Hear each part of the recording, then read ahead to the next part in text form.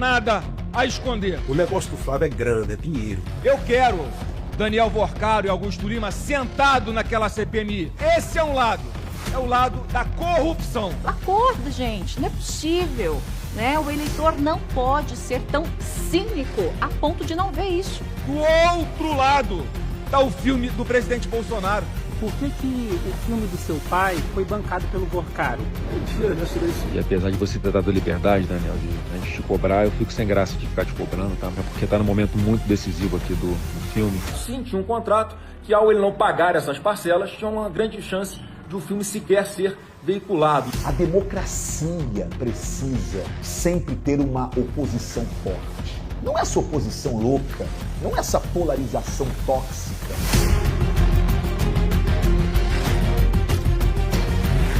Flávio Bolsonaro, ele é uma pessoa, eu acho que até politicamente mais inteligente e que não tem o carisma do pai. Governo Lula, PT. Durante 3 décadas, um pouco mais, a família Bolsonaro embolsou a maior parte dos salários dos funcionários de gabinete. Eles ganham dinheiro com isso. Ganham dinheiro com os mandatos, ganham dinheiro com campanha de Pix, que sabe-se lá como arrecada 17 milhões. 30 milhões de reais. Muito obrigado. Dá para pagar todas as minhas contas? De rachadinha ele foi para milhões. Outra esfera de dinheiro. E aí a gente tem que lembrar, quanto maior o coqueiro, maior o tombo. O Flávio Bolsonaro pediu para o Daniel Vorcaro 134 milhões para financiar o filme sobre Jair Bolsonaro. Insisto que não tem nada de errado. Investimento privado em um filme. Esse dinheiro não é um dinheiro para a filmagem. Dinheiro todo usado no filme.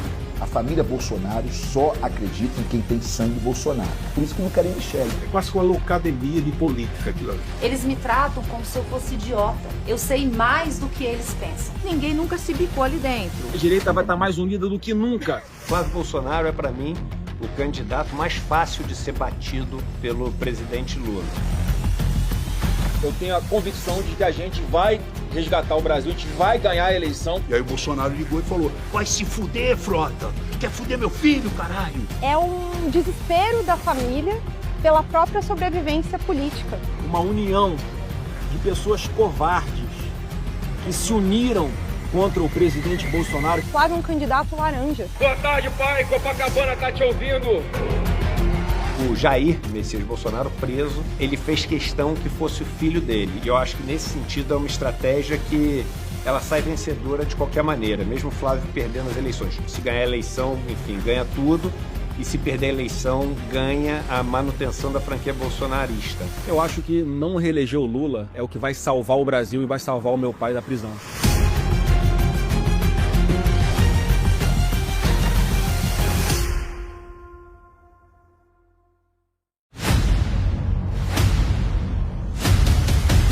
O Flávio inteiro é o calcanhar de Aquiles. O Flávio tem muitos esqueletos no armário. E nem começaram ainda a trazer à tona, porque a maior parte do Brasil não conhece o esquema da rachadinha no Rio de Janeiro. A maior parte do Brasil não sabe que o Flávio tem assessores que eram parentes de alguns dos principais personagens da milícia do Rio de Janeiro. O Flávio homenageou personagens vários ligados à milícia no Rio de Janeiro. O Flávio é uma pessoa que sempre foi muito próxima a Ciro Nogueira, a Rueda e vários outros personagens que agora estão explodindo de denúncias aí com o caso Master. No início, antes do vazamento, eu estava apreensivo que ele pudesse dar uma estirada grande. À medida que foram vazando, foi chegando as informações, etc., eu acho que quebrou bastante a pressão que eles tinham. Hoje está todo mundo apavorado com os próximos passos. Eles ficaram mais retraídos. Eu acho que o maior potencial de destruir o Bolsonaro, o Flávio Bolsonaro, nessa campanha é o caso do Master. É a relação dele com o Vorcaro. Porém, não desconto que uma investigação bem feita no Rio de Janeiro sobre a ligação do Cláudio Castro com o crime organizado ajude ainda mais, porque o Flávio Bolsonaro é o cara que colocou o Cláudio Castro na política, que colocou o Cláudio Castro como vice do Witzel, e deu no que deu.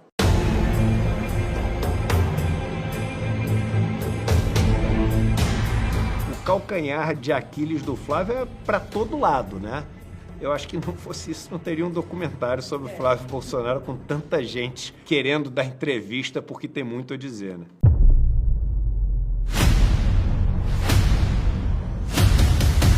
Eu sou um direitista conservador arrependido. Eu não sou um bolsonarista arrependido. Porque antes de existir o fenômeno bolsonarismo, eu já era de direita e já era conservador, e já era um cristão. Até que em 2018 surgiu esse fenômeno chamado bolsonarismo, que cooptou todos nós. Pela memória do coronel Carlos Alberto Brilhante Ustra, o pavor de Dilma Rousseff. Ou eu dormia no meu travesseiro em paz, ou eu rompia de vez com a base bolsonarista, que já não atendia às minhas demandas enquanto crença, enquanto valores. Quando eu me vi, logo após todos esses acontecimentos, eu vi um vídeo meu, esse vídeo foi muito emblemático. O Lula havia pedido à classe sindical que pressionasse os deputados, seus filhos, família, fosse na escola, encontrasse a mulher dele no shopping. Se a gente pegasse, mapeasse o endereço de cada deputado e fosse 50 pessoas na casa do deputado, não é para xingar, não, é para conversar com ele. Não venha tentar visitar minha casa, porque vai ser na bala. Estão me ouvindo? Vai ser na bala, seus vagabundos. Eu nunca tive arma, eu nunca tive revólver na minha vida, nunca dei um tiro. E eu sou pastor há 30 anos pelas Assembleias de Deus. Quando eu me vi naquele vídeo, eu senti vergonha de mim mesmo. E vi que eu estava cooptado por uma cegueira ao ponto de eu não me reconhecer como cristão, como pastor. E aí eu vi que eu estava mais parecido com Bolsonaro do que com Jesus. Jair, ele era uma personalidade fragmentada. Ao mesmo tempo ele era agradável, às vezes ele era alguém cruel, mas muito cruel. Quem primeiro caiu na real, não é que ele caiu na real, ele recebeu informação, foi o Gustavo Bebiano. I don't ever slow up, no I don't take shit. I got no love for the fakeness. If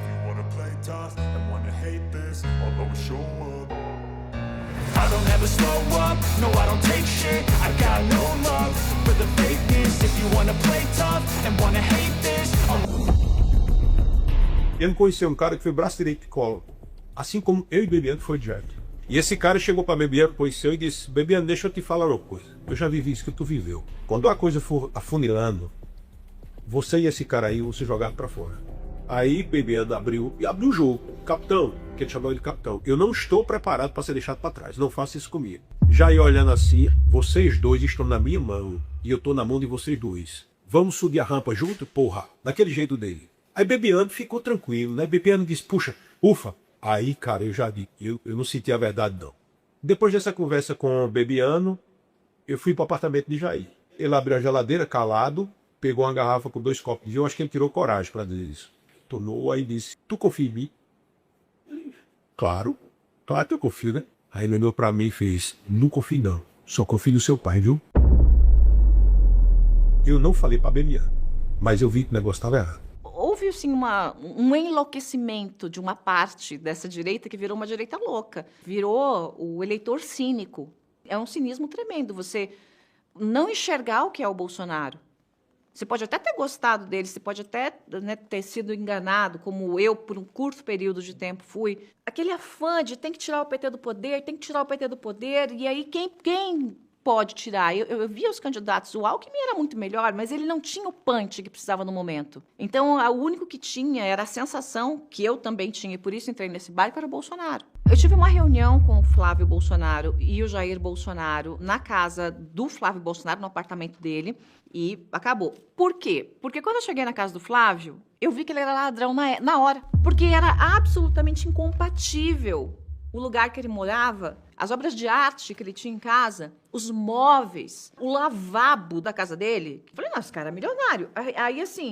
Aí eu desmontei por dentro, assim. Desmontei por dentro. E o Bolsonaro começou a me pressionar para que eu desse uma declaração para o Jornal Nacional em defesa do Flávio Bolsonaro, na questão das rachadinhas. E eu falei, não vou fazer. E ele começou a me pressionar, você vai fazer e eu não vou fazer. Um dia ele me chamou no palácio. Eu cheguei lá, ele bateu na mesa, sim, e falou, você vai fazer. E eu bati na mesa e falei, eu não vou fazer, porque eu não defendo vagabundo. Eu desci e ali eu falei, acabou.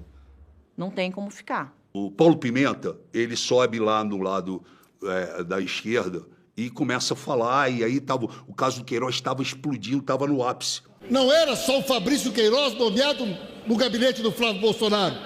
Era ele, a esposa e as 2 filhas. A polícia não foi na casa, não levou para depor. Isso é um escândalo gravíssimo. Nós estamos falando da família do presidente eleito. E aí eu falei, presidente, eu quero subir aqui. Sórdidos sobem aqui para falar do Queiroz. Eu também quero o Queiroz preso. E aí? Aí na hora que eu falei isso, meu telefone tocou. Eu encerrei, peguei o telefone, era o Bolsonaro. E aí o Bolsonaro ligou e falou, tá maluco, caralho? Tá pensando o quê? Vai se fuder, Frota? Porra, cala essa matraca. Porra, tu quer fuder meu filho, caralho? E desligou o telefone. Passou assim uns 15 minutos, o Flávio foi lá na Câmara e subiu aonde eu tava, chegou pra mim e fez assim, ó. Frota, papai tá puto contigo. Papai tá puto contigo. Aí chegou no meu ouvido e falou, porra, tu quer me fuder, cara? Como é que tu pede a prisão do Queiroz? Eu falei, Flávio, a gente fez a campanha juntos. Tu nunca me falou de Queiroz. Você nunca falou pra mim que essa bomba pudesse estourar. Aí ele ficou olhando pra mim e falou, ó, papai tá puto contigo, não quer falar contigo mais.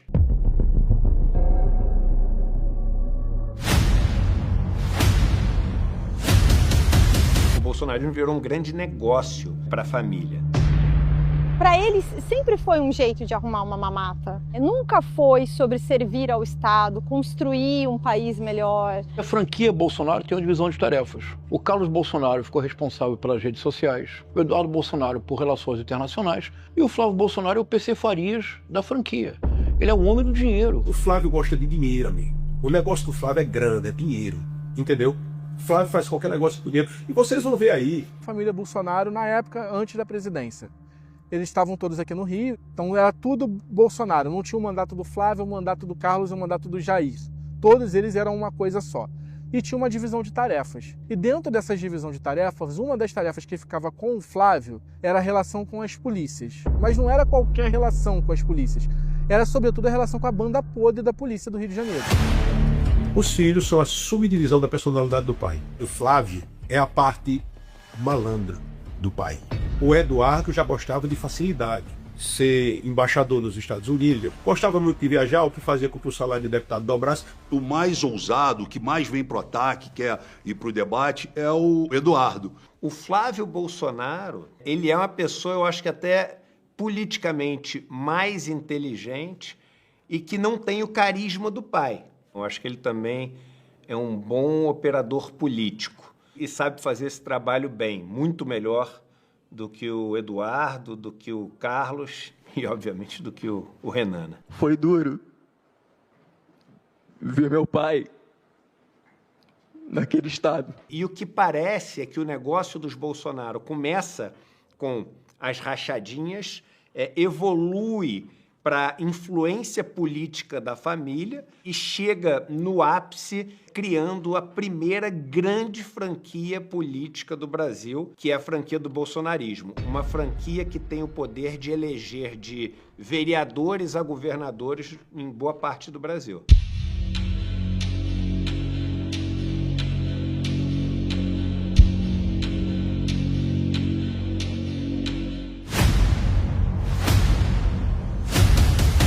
Bastou Jair Messias Bolsonaro se eleger presidente da República para começar esse inferno em cima de mim. Durante 3 décadas, um pouco mais, a família Bolsonaro embolsou a maior parte dos salários dos funcionários de gabinete por todos os meses durante 3 décadas. Então é muito dinheiro. Quando a gente usa essa palavra rachadinha, que é o modo como essa prática é usada aqui dentro das casas legislativas, a gente diminui um crime que é o quê? Lavagem de dinheiro, corrupção, peculato e, dependendo das circunstâncias, outros crimes. Era pelas rachadinhas, principalmente, né? Então eles ganhavam dinheiro, sobretudo, e o próprio Ministério Público mostrou, com o dinheiro dos funcionários dos gabinetes. E aí entra em cena uma pessoa que tem um nome muito conhecido, que se chama Fabrício Queiroz, que é aquele policial que foi flagrado num relatório do COAF com uma movimentação atípica de cerca de 6 milhões de reais durante alguns anos. E isso é o que dá o estopim para a gente começar a entender o esquema de devolução de dinheiro do gabinete do Flávio e dos demais. Eles combinavam percentuais, alguma coisa entre 70%, 80%, 90% dos valores dos salários tinham que ser devolvidos. Eles tinham que devolver a restituição do imposto de renda, eles tinham que devolver parte do que eles recebiam do Vale Alimentação, eles tinham que todas as verbas acessórias também tinha um percentual em cima que tinha que ser entregue. E nesse esquema, o chefe de gabinete recebe esse dinheiro de cada um desses funcionários e devolve em dinheiro vivo. E isso volta às mãos da família Bolsonaro, no caso do senador Flávio Bolsonaro, por meio do dinheiro em espécie entregue. E aí é lavado com pagamento de despesas pessoais, impostos, IPTU, IPVA, plano de saúde, boleto das escolas das filhas e, claro, imóveis. Essa estrutura das rachadinhas, ela existiu. E era um problema estrutural ali da família, não é? Até porque o Queiroz nunca foi um homem do Flávio Bolsonaro. Ele era um homem de confiança do ex-presidente Bolsonaro e ele operava nos gabinetes dos filhos como o olho do pai. De tal forma que eu não posso acreditar que este foi um erro ligado apenas ao hoje senador Flávio Bolsonaro, na época deputado. Eu acredito que, na verdade, era um esquema familiar. Os 51 imóveis da família Bolsonaro comprados com algum dinheiro em espécie. E dos que mais tiveram compras de imóveis com dinheiro vivo está Flávio Bolsonaro. E pelo que ficou registrado da quebra de sigilo bancária dele, pelo menos 3 milhões de reais em cash andou pelas mãos do próprio senador. Foi o que a investigação do Ministério Público do Rio de Janeiro demonstrou ao investigar ele por organização criminosa, lavagem de dinheiro e peculato, e apontou um desvio de cerca de 6 milhões de reais em 2020, quando ele foi denunciado. A rachadinha saiu caríssimo, porque a gente não sabe qual o preço que foi pago para o sistema sentar em cima do processo. Nunca iniciou processo criminal contra mim. Ele não foi julgado pela denúncia porque eles deram um jeito de derrubar provas do caso. Mas não é como se o Flávio fosse inocente, que é o discurso que ele quer fazer.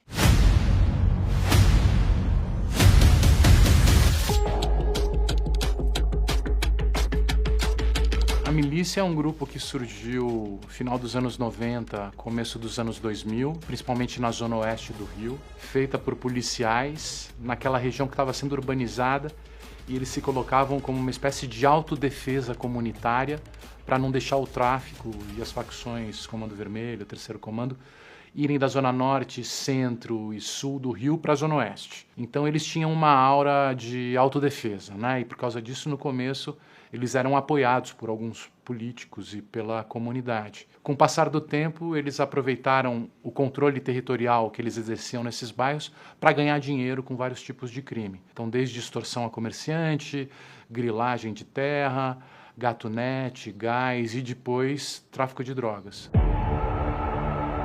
Fabrício Queiroz, que é um praça da região do 18º Batalhão, que começa a articular esse esquema para o Flávio Bolsonaro. É a partir daí que a proximidade do Flávio com o crime e com as milícias vai se estreitar, com a entrada do Fabrício Queiroz no esquema da organização das rachadinhas. Aí que o Flávio começa a fazer parte desse dia a dia de pessoas que têm ligação direta com a milícia. A milícia é um poder estabelecido, é a maior ameaça que existe hoje ao Estado, ao poder público e à sociedade. É o crime mais organizado que nós temos, porque ele é promovido por agentes públicos da área de segurança que atuam dentro da máquina do Estado, dominando territórios com lucros extremamente altos e com projeto de poder, né? Chegando ao poder, chegando aos parlamentos. 2 pessoas votaram contra a CPI das milícias entre os 70 deputados aqui no Rio de Janeiro, o Flávio Bolsonaro e o Domingos Brazão, que está preso pela morte da Marielle. Então, assim, do ponto de vista de práticas, de política, não dá para esperar nada diferente. O Adriano, ele conheceu o Fabrício Queiroz no 18º Batalhão, que era esse batalhão da região de Cidade de Deus, né? Então eles extorquiam traficantes de Cidade de Deus. Numa dessas situações,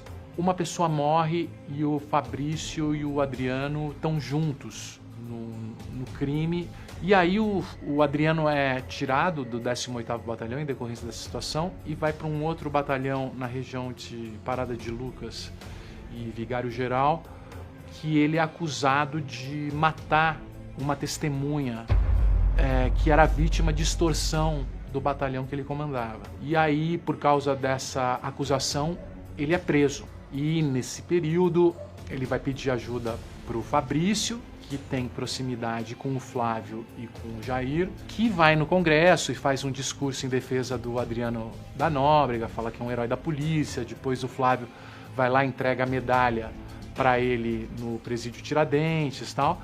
E com o passar do tempo, a família do Adriano Magalhães da Nóbrega passa a entrar no gabinete do Flávio, fazendo parte do esquema de rachadinha deles, né?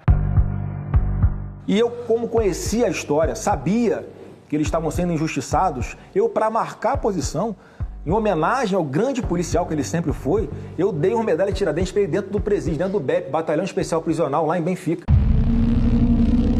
O Flávio e o Carlos juntos homenagearam pelo menos 16 policiais envolvidos em denúncias de organização criminosa, peculato, violência, uma série de crimes. E eram com esses policiais que o Flávio se relacionava. Então, assim, uma das funções que ele tinha dentro da família era essas relações com esse tipo de policial. E não à toa, até hoje, o Flávio tem um apoio maciço nas polícias do Rio, sobretudo na Polícia Militar, né? Eu acho muito perigoso alguém chegar à presidência da República sem explicar realmente as suas ligações ou não com grupos faccionados como a milícia no Rio de Janeiro. Muito perigoso. Esse é o grande perigo que eu vejo na possibilidade do Flávio Bolsonaro ser eleito presidente, por exemplo, e dessa família voltar ao poder, porque a gente vai ter narco-governo. A gente vai ter realmente a política, a estrutura do Estado sendo sequestrada pelo crime organizado. E aí a loja de chocolate também, mesma coisa. É uma loja que é aberta em 2015. E quando ela é investigada, porque também teve quebra de sigilo da loja, tem mais de 2 milhões de reais que não se justificam entre o caixa da empresa, o relatório de vendas. O Flávio também mentiu sobre os valores da própria compra desse negócio. No papel era 200 mil reais, não sei o quê. Ao investigar, se descobre que foi pelo menos 800 mil. É muito dinheiro que ronda sempre essas negociações do Flávio Bolsonaro, sem que ele dê qualquer transparência ou explicação. O jeito mais fácil de você lavar dinheiro é em loja, posto de gasolina, restaurante, porque você pode emitir uma nota que você vendeu um vinho num restaurante, por exemplo, de 10 mil reais, você não vendeu nada. Você paga o imposto e lava o dinheiro. E escritório de advocacia também. É fácil de fazer lavagem de dinheiro. E o Flávio tinha tudo isso no entorno dele. E eu consegui falar na época com a administradora desse escritório dele, que se chama Letícia Reis. Mas, recentemente, a CPI do INSS descobriu que essa Letícia Reis, que é quem administra o escritório do Flávio, é irmã do sócio do careca do INSS. O careca do INSS, que é o pivô aí do escândalo, dos descontos, das fraudes, das aposentadorias. A partir do momento do óbito do aposentado, o governo não tem mais o que fazer por ele.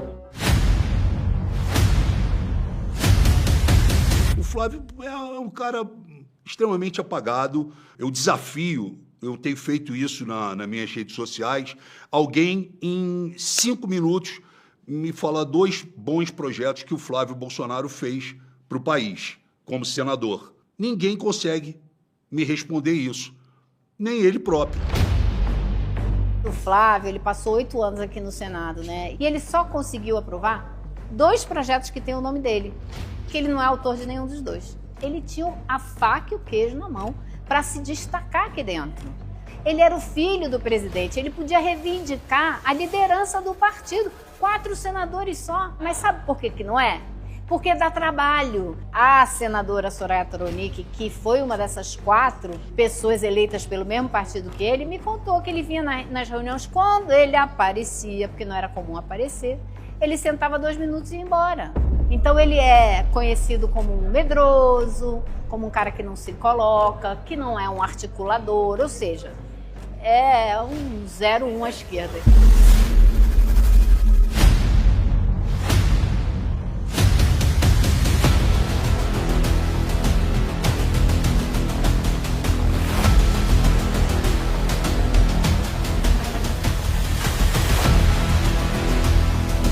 O Intercept Brasil revelou em mensagens, documentos, que o Flávio Bolsonaro pediu para o Daniel Vocaro 134 milhões para financiar o filme sobre Jair Bolsonaro. E desses 134 milhões, há comprovação nas matérias do Intercept Brasil que pelo menos 61 milhões foram pagos. Bom, preferi te mandar o áudio aqui para você ouvir com calma. Bom, aqui a gente está passando por um dos momentos mais difíceis da nossa vida, né? E você também, eu sei que você está passando por um momento dificílimo aí também, essa confusão toda. Não? E apesar de você ter dado liberdade, Daniel, de a gente te cobrar, eu fico sem graça de ficar te cobrando. É porque está num momento muito decisivo aqui do filme e já tem muita conta para pagar esse mês e o mês seguinte também.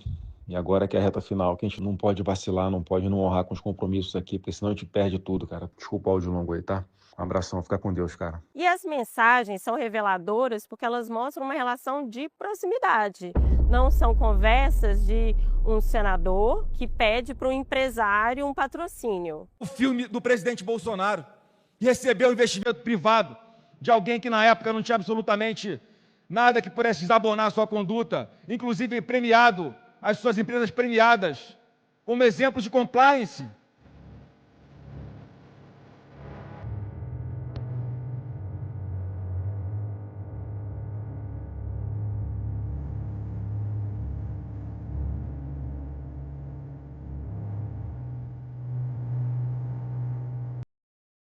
Flávio Bolsonaro, ouvir você cobrando o dinheiro do Vocaro é imperdoável. É um tapa na cara dos brasileiros de bem. Lembro de ter assistido um post do Gregório do Vivier, onde ele fala a diferença de irmão para irmãozão. Eu sou um carioca que o tempo inteiro, até no ICL, né? Fiquei ali conhecido pelo bordão, meu irmão, minha irmã. Agora, irmãozão, você não fala para qualquer um. Irmãozão marca justamente que ele não está usando irmão no sentido coloquial da coisa. Ele está usando no sentido de um parceiraço. Meu parceirão, meu irmãozão. O Flávio era íntimo. Essa irmandade era real. E ali tem um esquema muito pesado. E a polícia vai chegar. Não tem como não chegar. E ele foi lá visitar o cara na casa dele. Diz o Flávio, que ninguém acredita, nem os correligionários dele, que foi lá para botar um ponto final na história do filme. Claro que não. Você bota um ponto final na história do filme dizendo que o seu advogado liga para ele, diz que acabou, que não dá. Eu estive com ele mais uma vez após esse evento, quando ele passou a usar o monitoramento eletrônico, ele não podia sair da cidade de São Paulo. Eu fui sim ao encontro dele para botar um ponto final nessa história. Dizer que se ele tivesse me avisado que a situação era grave como essa, eu já teria ido atrás de outro investidor há muito mais tempo e o filme não correria risco. O cara acabou de sair da prisão, tá com tornozeleira, você vai lançar sua candidatura amanhã, o que você pode ter ido combinar ou negociar com essa pessoa? Que inclusive está sendo cotada para fechar uma delação premiada. Eu não quero especular, eu não estava lá, não era uma mosquinha na sala, mas eu acho que todo mundo consegue puxar o fio da meada e imaginar o que pode ter sido conversado, né? E eu acho que o caso Master, ele exemplifica muito bem o que é essa mistura do público, do privado, da política, dos interesses políticos. E ele mente uma vez ao dizer que não era verdade, achando que os jornalistas não tinham como comprovar. Senador, por que o filme do seu pai foi bancado pelo Vorcaro? Mentira, não é sobre isso. É que a gente está fazendo uma reportagem que mostra uma mensagem do senhor pedindo dinheiro para o Vorcaro. Bom trabalho militante, né? Seria importante ter sua posição, senador. Mas aí depois começa a tropeçar, porque daí diz que é um filme privado, com dinheiro privado, mas não é bem assim, porque tem dinheiro do Rio Previdência, no tal do Banco Master, que deu um calote bilionário nas pessoas. Toda essa história que está sendo veiculada agora nada mais é do que um filho procurando investidores privados para fazer um filme privado sobre a história do seu próprio pai. Era dinheiro da Previdência do Rio, era dinheiro da Previdência do Amapá, dinheiro da Previdência de Maceió, de várias prefeituras do interior de São Paulo. Então não era dinheiro privado porcaria nenhuma, é dinheiro público. Só do Rio de Janeiro, do governo do amigo do Flávio Bolsonaro, Cláudio Castro, ele pegou mais de 3 bilhões de reais e meteu naquele fundo lá do Master. Caramba, que dinheiro privado é esse? Dinheiro de aposentado, dinheiro de pensionista. E um esquema claro, né? O filme foi usado para lavagem de dinheiro. É isso. Ponto. E o Flávio era um dos brinquedinhos do Vorcaro, como ele tinha outros brinquedinhos na esquerda e na direita. Então você pergunta se o cara que está botando ali 134 milhões no filme não vai ter retorno financeiro e não quer que a marca dele seja exibida e ninguém saiba que ele está colocando o dinheiro ali, qual é a contrapartida? E aí me parece óbvio, né? A contrapartida é uma contrapartida política. E não é à toa que durante o governo do pai do Flávio Bolsonaro, do Jair Messias Bolsonaro, você tem o período onde o Vorcaro conseguiu construir o seu império, o seu grande golpe em milhões de investidores. E esse dele que ele foi atrás do Vorcaro, que aquilo ali não é pedido de patrocínio, é cobrança. Ele cita o filme para justificar a cobrança. Mas ele estava querendo mesmo. Eles são ladrões, batedor de carteira, amadores. Aquela família é uma quadrilha amadora. É quase que uma loucademia de política aquilo ali. A produtora emitiu uma nota oficial dizendo: não há um centavo sequer do Banco Master no filme. Onde estão, portanto, os 61 milhões de reais? Agora nós sabemos. Estão num fundo no Texas. O fundo é administrado por quem? Por um advogado. Foi esse fundo nos Estados Unidos que recebeu. O fundo criado para ele, é um fundo específico para receber investimentos para uma produção cultural, para um filme. O Paulo Calixto é esse advogado de migração do Eduardo Bolsonaro e ele que administra o fundo, no nome dele, né, de empresa dele, que está esse fundo que recebeu o dinheiro do Daniel Vorcaro, que supostamente iria para o filme. E há também investigações, a Polícia Federal investiga se esse dinheiro pode estar sendo usado para bancar Eduardo Bolsonaro nos Estados Unidos.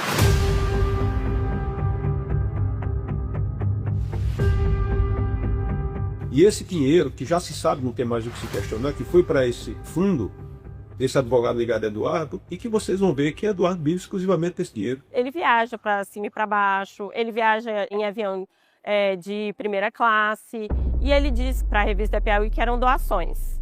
Então, assim, até hoje ele está vivendo de doações, que pode ter sido doações do Daniel Vorcaro. Acabou de sair agora mais uma matéria falando, né, ou sugerindo, que eu estou sendo bancado, financiado nos Estados Unidos por Daniel Vorcaro, o que é uma mentira. Esse dinheiro foi usado para um filme? Foi usado para comprar mansão? Quem mora na mansão que foi comprada? Isso tudo vai ser vasculhado, então vai ter muito mais coisa. E aqui no Brasil a gente sabe que tem a história da mansão aqui em Brasília.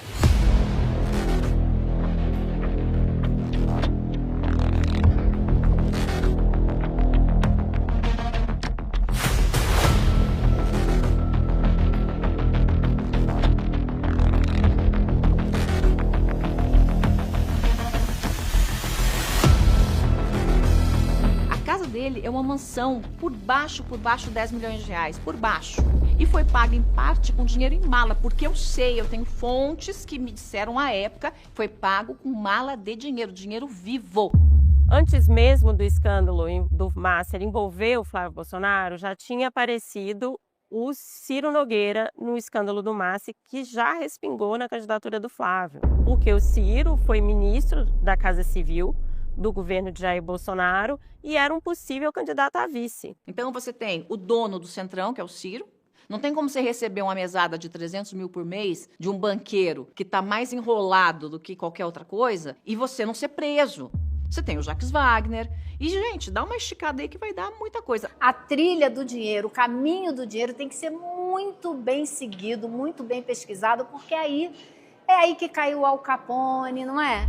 Logo que o Flávio foi escolhido para ser o candidato, uma das coisas que perguntaram para ele lá dentro do PL, os dirigentes do PL, foi justamente se tinha alguma coisa para se preocupar do Flávio ter alguma relação, algum pagamento, alguma coisa com o Daniel Vorcaro ou o caso do Master, porque justamente o bolsonarismo estava num momento de fritar o ministro Alexandre de Moraes por causa do contrato da mulher do ministro Alexandre de Moraes com o Daniel Vorcaro no valor de 129 milhões. E o Flávio mentiu para o pessoal do PL, dizendo que não tinha nada. Porque ninguém sabia, então ele estava escondendo dos colegas de partido dele toda essa história. Aí foi dar uma entrevista na CNN avisando que muito possivelmente vem mais por aí.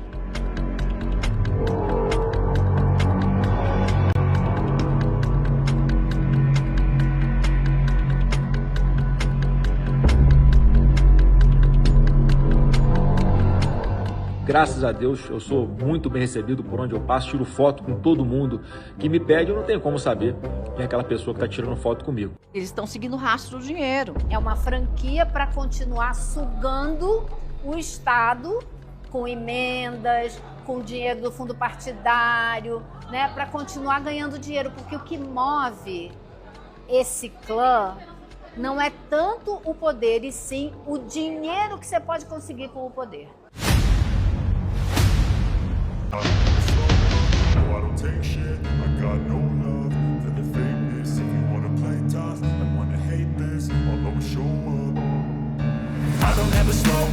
Novinha lá, vi as postagens do Flávio contra mim nas redes sociais. Palavras duras, contra eu abençoei os poderes da Jair e até nas mesmas redes sociais, nas páginas deles, e os irmãos me atacaram. Eles me tratam como se eu fosse idiota, como se eu fosse alguém que chegou ontem, mas eu não sou. Eu sei mais do que eles têm. Falei quase tudo o que precisava ser dito. Quase tudo. A verdade está aqui, para quem quiser ver. Isso foi uma pancada na campanha do Flávio, ninguém esperava. Tanto que ele foi para as redes sociais, já pedir desculpas. Eu sou casado há 16 anos, pai de 2 filhas maravilhosas. Nunca desrespeitei, maltratei ou humilhei uma mulher na minha vida. Eu jamais faria isso com a esposa do meu próprio pai. Em nenhum momento eu ofendi ou tive a intenção de ofender a Michelle. Se eu fiz em algum momento, mais uma vez, eu peço desculpas. Mas isso é só da porta para fora. Porque da porta para dentro continua a guerra. É extremamente bélica a relação dos filhos do Bolsonaro com a Michelle Bolsonaro. E o Jair Bolsonaro, será que ele sabia? A família Bolsonaro não confia nem na Michelle, porque a própria família, inclusive o Jair, não a vê como uma Bolsonaro. É mulher do pai, que pode ser descartada ou se tornar um problema amanhã. A família Bolsonaro só acredita em quem tem sangue Bolsonaro. Por isso que não querem Michelle, porque ela não tem sangue Bolsonaro. Eles acham que todo mundo trai. Ela não é Bolsonaro, ela pode se separar dele e assumir vida própria. Ninguém nunca se bicou ali dentro. Logo depois que o Flávio foi escolhido pelo pai para ser o candidato, naquela briga que ele tinha com a Michelle, ele repete que o filho é ele que está há mais tempo na política do que ela, e que é ele que ajuda o pai, e que é ele que tem sangue Bolsonaro. Claro que ela sabe de muita coisa e ela brigava muito pelo golpe. Eu sei mais do que eles pensam.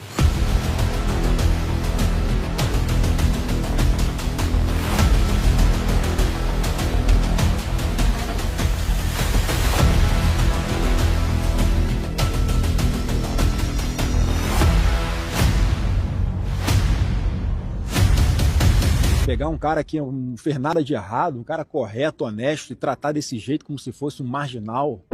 Os crimes aí que ele foi condenado agora foi um grande teatro que o Alexandre de Moraes armou pra cima dele.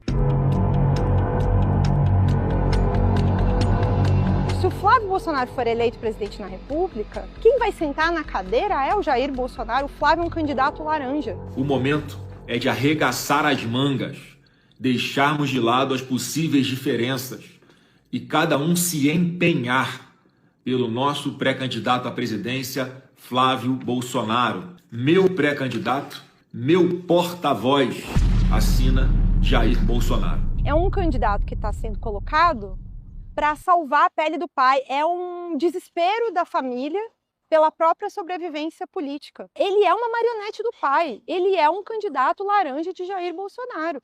Ele não tem nenhuma experiência concreta no executivo, nunca teve nenhum cargo no executivo.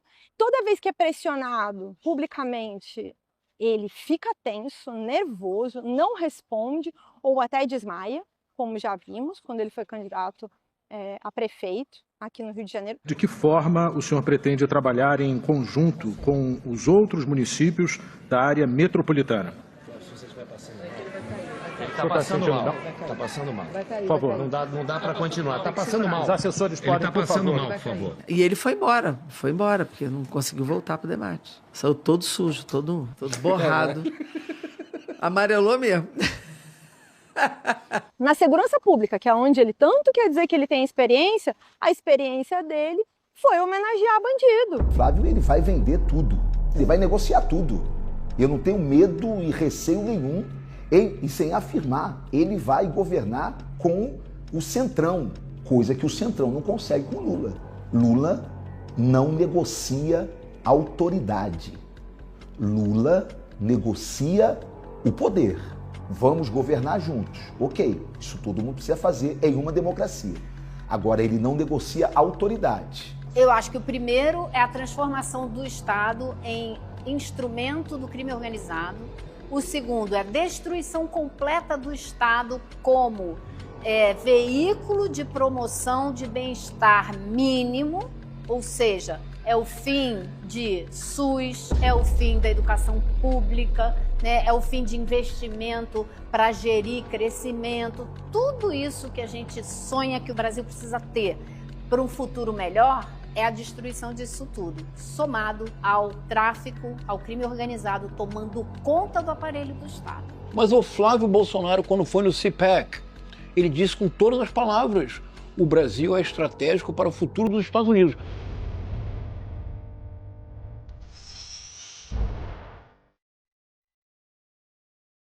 Brazil is America's solution to break independence on China for critical minerals, especially rare earth elements. Essa articulação internacional é muito clara, é absolutamente evidente. Tanto que me parece que agora, em 2026, o verdadeiro tema da campanha não será a democracia. O verdadeiro tema da campanha será a soberania nacional.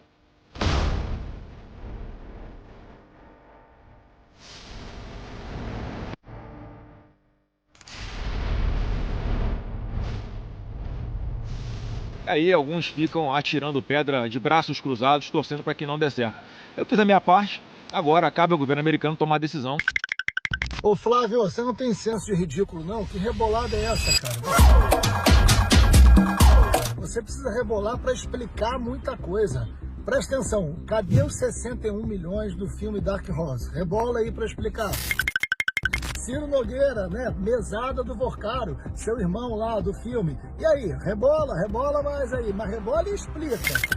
Flávio Bolsonaro é, para mim, o candidato mais fácil de ser batido pelo presidente Lula. Entre vários outros nomes, inclusive o nome do Tarcísio, que eu acho que seria uma disputa muito mais difícil para o presidente Lula, o Jair Messias Bolsonaro, preso, ele fez questão que fosse o filho dele. E o motivo, para mim, é a manutenção do poder do negócio dessa franquia bolsonarismo.